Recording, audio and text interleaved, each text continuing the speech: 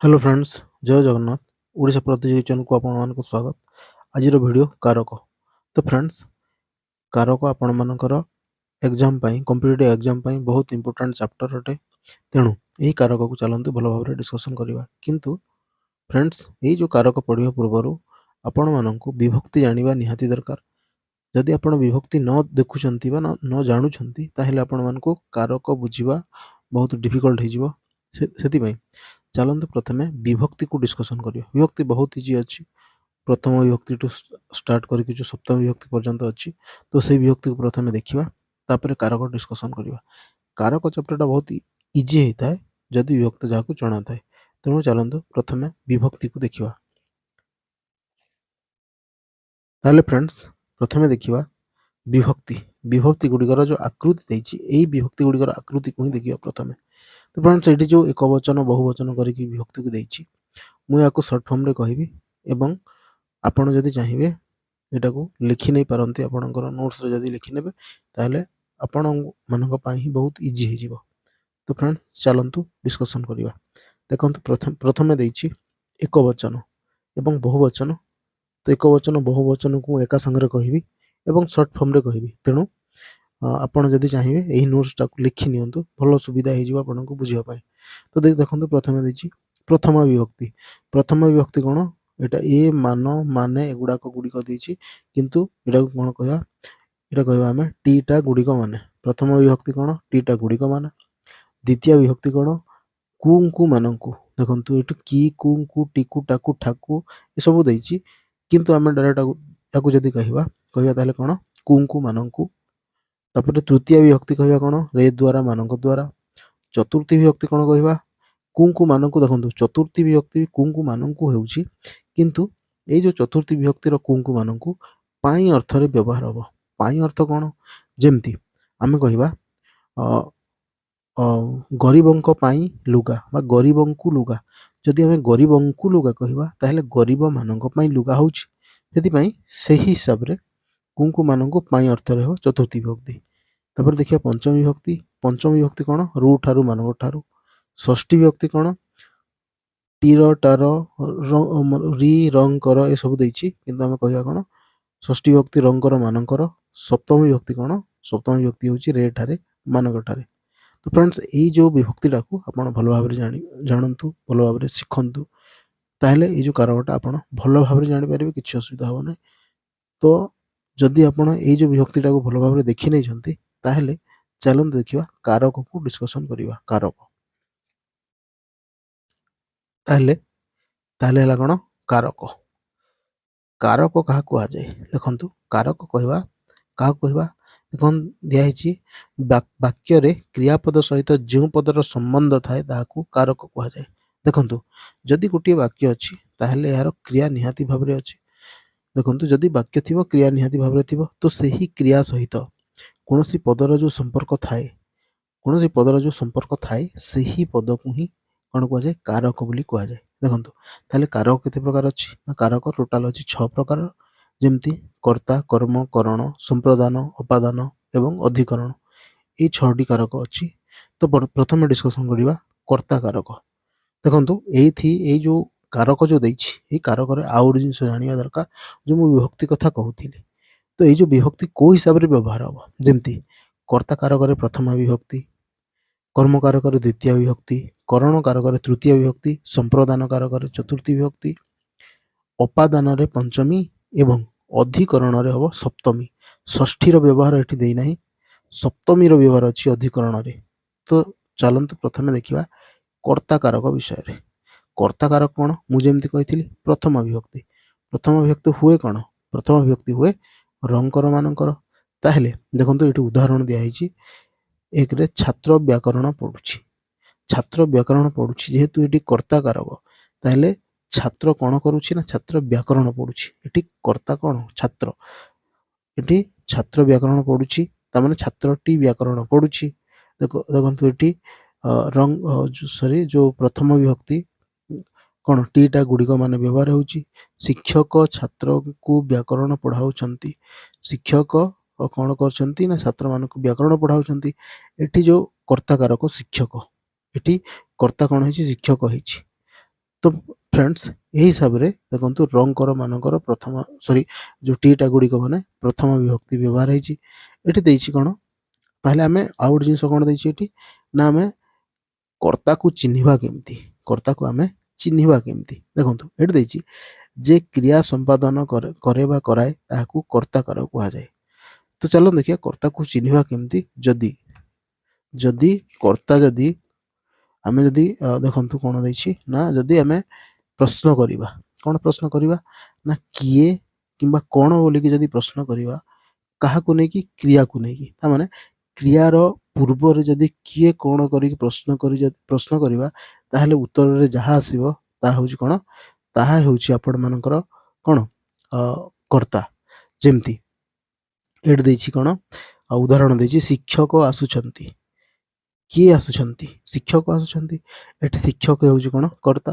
तापर फूल फुटिची कोन फुटिची ना फूल फुटिची एठी जो फूल हैला एटा होउची कर्ता तो आपण माने जानि पारले आमे जदी गोटिए वाक्यर क्रियार पूर्वरु जदि आमे किए बा कोन लगे जदि प्रश्न करूचंती उत्तर रे जहा मिलुची ता होउची कर्ता देखंतु तापर कर्ता होउची कोन केते प्रकार रो ना कर्ता रो प्रकार दैछि कर्ता थाले कोन कर्ता ता माने कर्ता केते प्रकार कर्ता तीन प्रकार अछि गोटे होउची मुख्य कर्ता आ गोटे होउची कोन प्रयोजक कर्ता आ गोटे कोन प्रयोज्य कर्ता प्रथमे देखिबा मुख्य कर्ताटा कोन मुख्य कर्ता कहिला माने निजे कार्य संपादन करुथिबा कर्ता को मुख्य कर्ता कहंती जे निज कार्य निजे करूछि निज काम निजे करू जेमती गायत्री गीत गाउछि गायत्री निज काम निजे करूछि सेति पई गायत्री होउछि कोन कर्ता एटा होउछि कोन कर्ता कारक तापर देखिया प्रयोजक कारक कोन प्रयोजक कोन जेमती जेउ कर्ता निजे कार्य संपादन न करी अन्य द्वारा कराए ताहा प्रयोजक कर्ता उदाहरण स्वरूप अच्छा या को कोन कहै हेतुकर्ता मध्ये कहै जाय जानिथिबा दरकार हेतुकर्ता मध्ये कहै जाय काकू ना प्रयोजक कर्ता को हेतुकर्ता मध्ये कहै जाय ताहले जो प्रयोजक कर्तार उदाहरण कोन शिक्षक छात्र द्वारा मूर्ति गढाइले परशुराम कर्ण को धनुर्विद्या सिखाइले देखंतु शिक्षक छात्र द्वारा कोन काम कराइले कर्ण को धनुर्विद्या सिखाइले कर्ण द्वारा धनुर्विद्या सिखा हला ता माने एटा कोन अन्य द्वारा कार्य करा जाउची सेति पई ये होची कोन प्रयोजक कर्ता तापर कोन देछि प्रयोज्य कर्ताटा कोन प्रयोजक कर्ता जहा द्वारा कार्य संपादन करे से होची प्रयोज्य कर्ता जेमती वाल्मीकि लवकुशଙ୍କ द्वारा रामचंद्र को रामायण सुनाइले देखंतु एटा देछि कोन वाल्मीकि लवकुशଙ୍କ द्वारा रामचंद्र को रामायण सुनाइले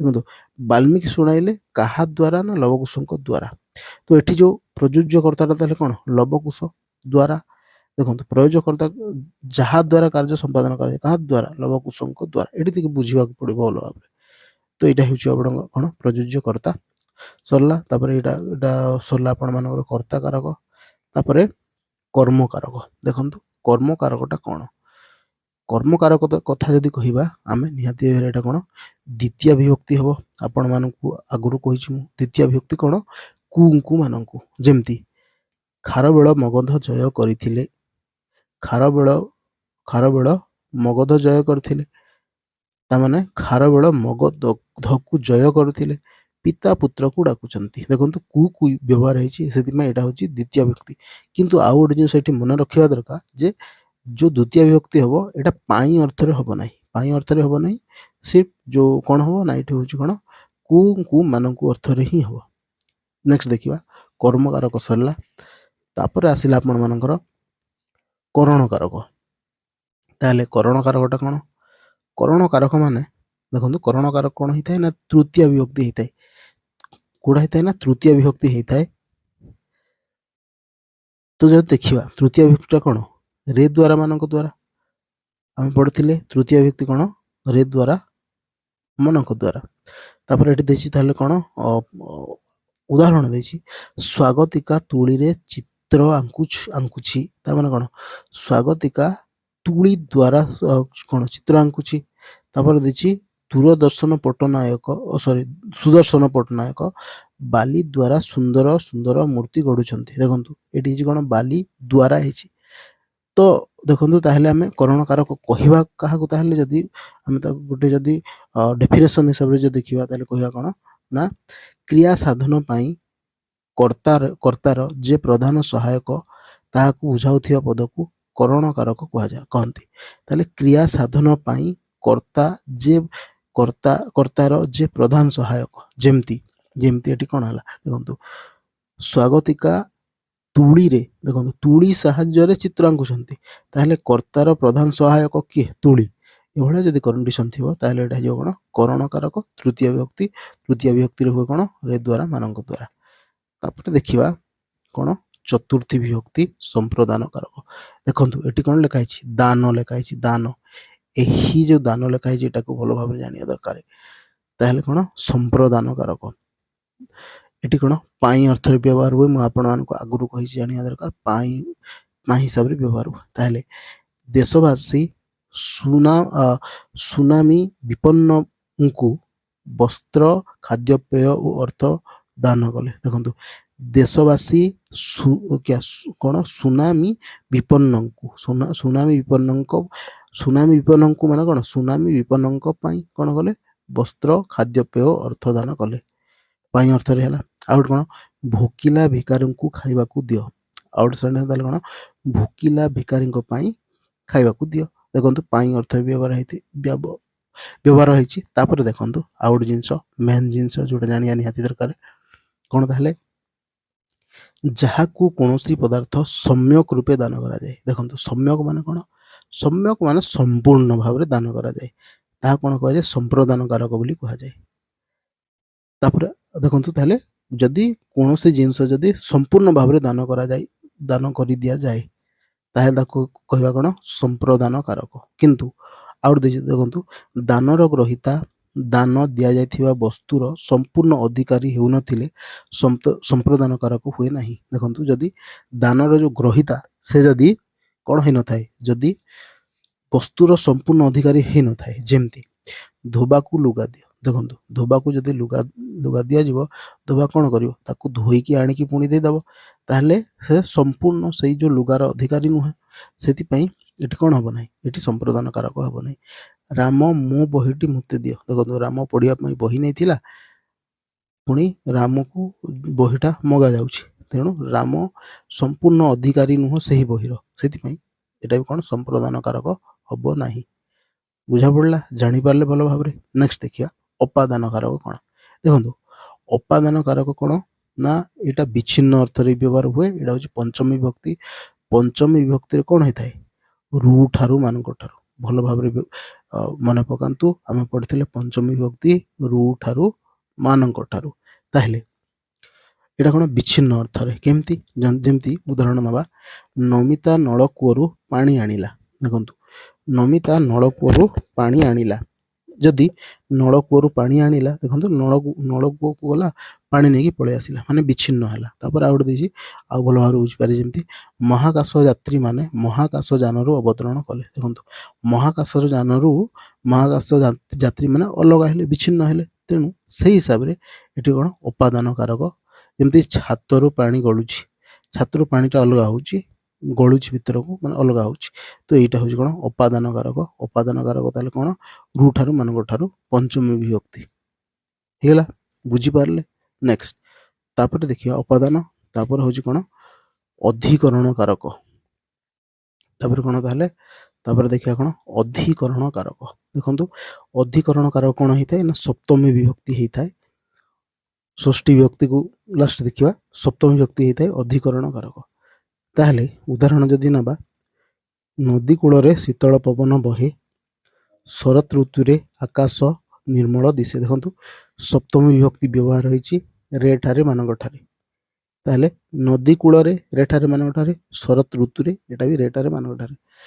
ତ ଯଦି ଆମେ କହିବା କ'ଣ କହିବା ନା ଦେଖନ୍ତୁ କ୍ରିୟା ସାଧିତ ହେବାର ସ୍ଥାନ ଓ ସମୟକୁ ଅଧିକରଣ କାରକ କହନ୍ତି।